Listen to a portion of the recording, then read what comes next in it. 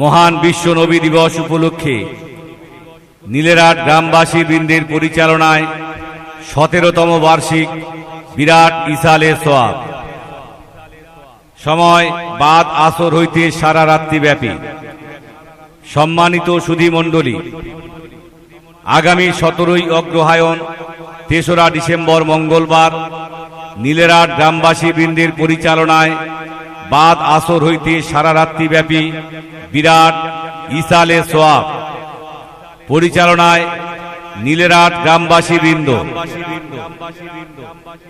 উক্ত দিনই জলসায় সভাপতির আসন অলঙ্কৃত করবেন ফুরফুরা শরীফের পীরজাদা হযরত মাওলানা আম্মার উদ্দিন সিদ্দিকী সাহেব। সহ সভাপতির আসন অলঙ্কৃত করবেন পীরজাদা মাওলানা মোহাম্মদ মুশফিকিন সিদ্দিকী সাহেব ফুরফুরা শরীফ। প্রধান বক্তা হিসেবে উপস্থিত থাকবেন কোরআন ও হাদিসের যুক্তিবাদী মাওলানা মোহাম্মদ শাহানুর আলম সাহেব বসিরহাট। প্রধান অতিথি হিসাবে উপস্থিত থাকবেন মাওলানা মোহাম্মদ আনোয়ার হোসেন সাহেব বসিরহাট।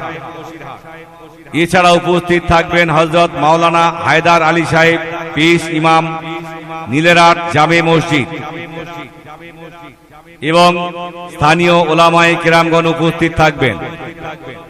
তাই এই দিনই জলসায় জাতি ধর্ম বর্ণ নির্বিশেষে সবাইকে জানাই সাদর আহ্বান।